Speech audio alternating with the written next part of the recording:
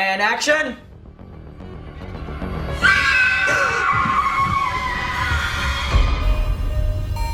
You gotta take chances, because if you don't, you end up making the same old thing again and again and again. And there was a reason that I really did not want to make another haunted house film, because I feel like I've done that so often already. And then the world starts changing.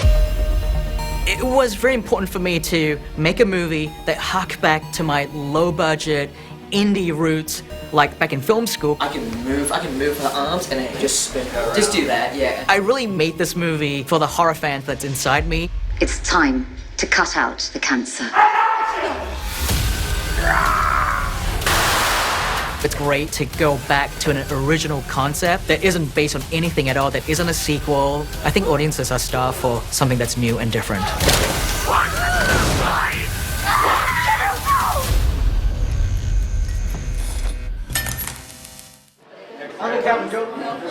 Cool.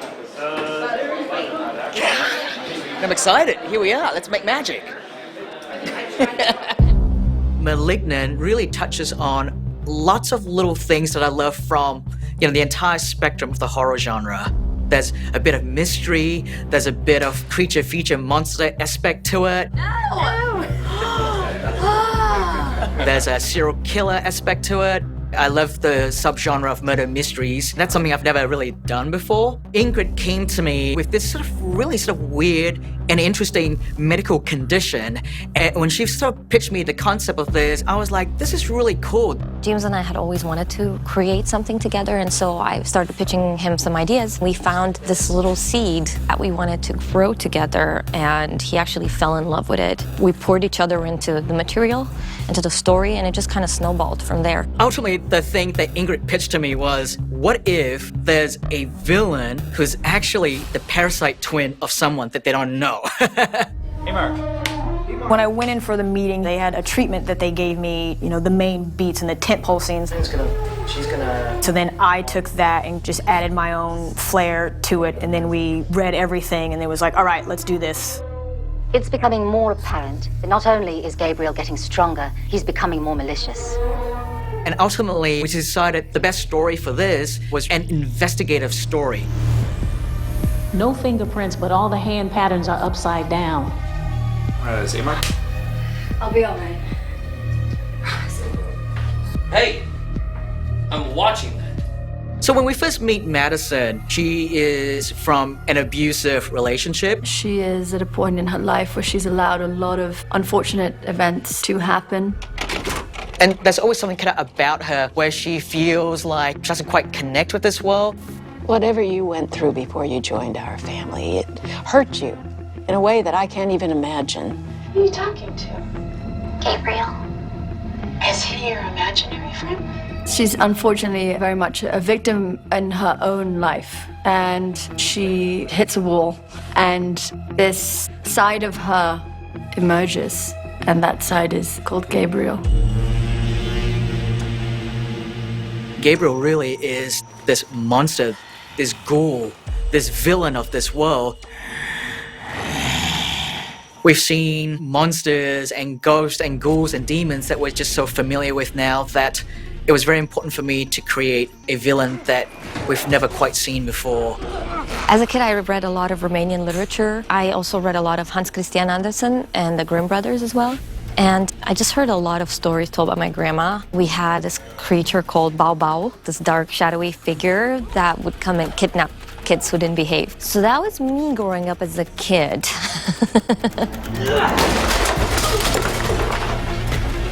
Now you're freezing up, look back up at her slowly. Killer steps in, and you're frozen. The way I've depicted the psychic vision that she sees, it kind of hits her from out of the blue.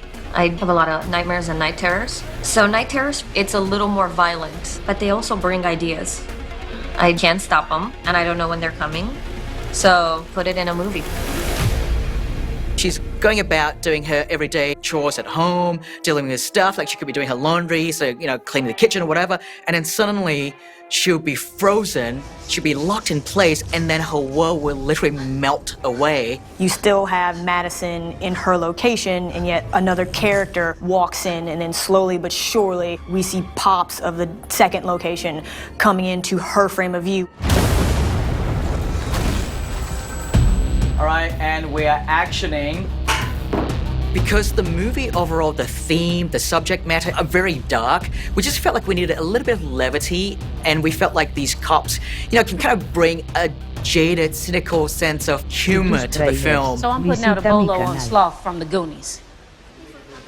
Gonna go to the bathroom. Okay.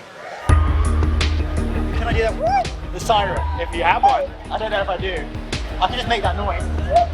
We come in on her husband like all backwards, all every which way. But I'm really cool about it though, because that's the kind of girl I am. It's definitely important to have the comedic elements in this film to act as a foil. That contrast gives the audience that sort of ride. Holy shit. I mean, it's kind of crazy as hell to have one person with two heads. That's kind of like, what? Turn around. With this movie, it really was an excuse to just fund a project that really let me just kind of go crazy with the practical effects. Blood and gore and crazy sort of stunts and all that, but trying to do it all in camera.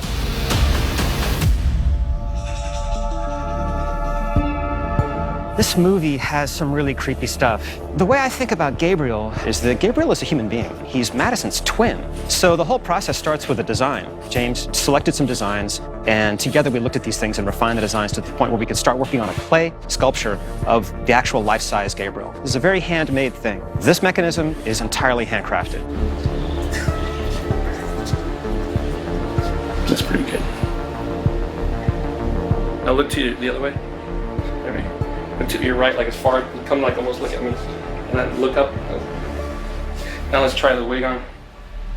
So today we're testing Gabriel, the back of my head for the first time. As you can see, he emerges from here, unleashing his wrath.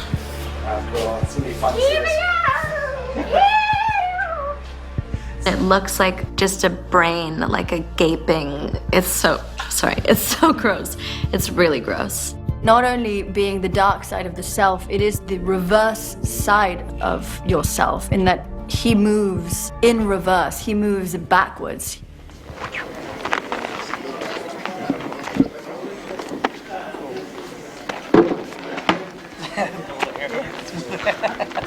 We have one female contortionist when they want it to seem more like Madison, and then we have one male contortionist when they want it to seem more like Gabriel.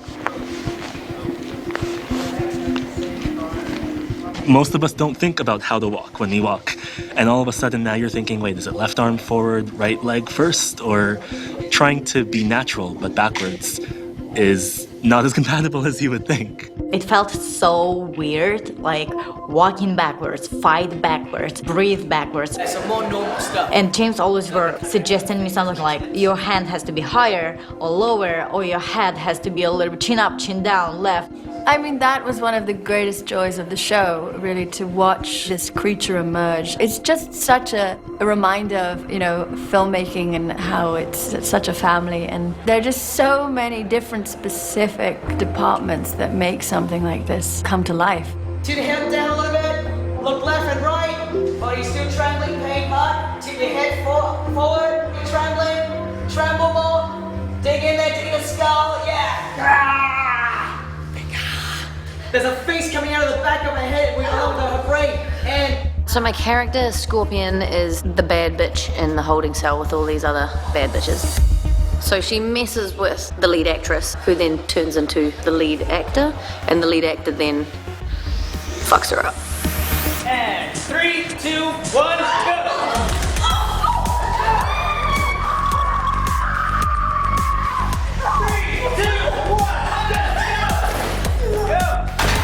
By the way, I also get my eyes gouged out. Jesus, run!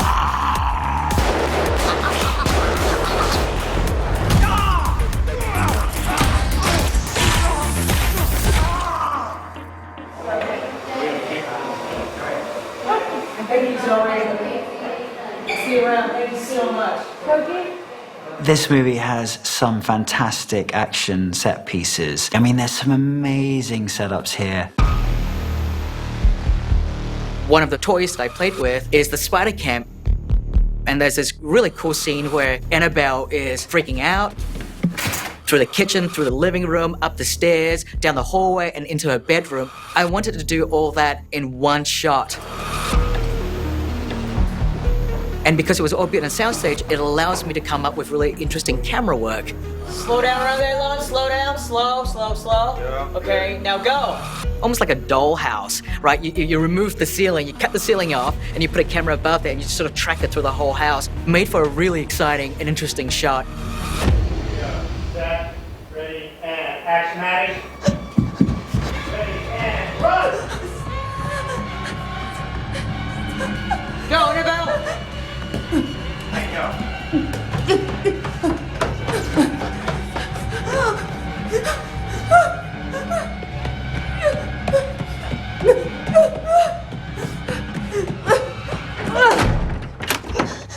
There's nobody there.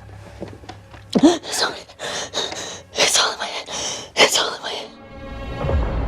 I knew I wanted to go in there making a really big killer action set piece. And I knew that I was kind of saving this for the ending of the film where, you know, it's a really finely crafted and choreographed scene. The stunt department did such an amazing job designing this fight. We're about to do the robocam shot. Basically what that is a camera that's attached to a robotic arm that you can pre-program all its moves, and we kind of create a fight scene with Gabriel in this police station bullpen.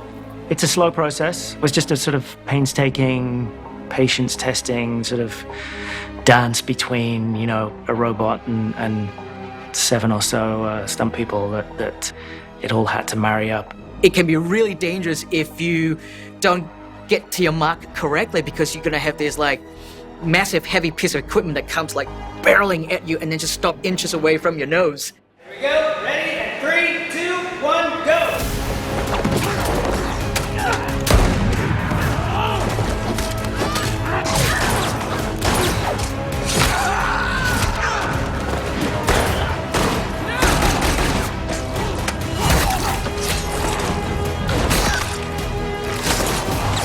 Very nice. Cut it. It really is a living tribute to the 80s horror films where they had no problems just embracing the blood and guts of those genres and just kind of going to town and crazy with it. I chose this project because I believe that James is in one of the bravest points in his career. And I wanted to work with a director who is at that level artistically.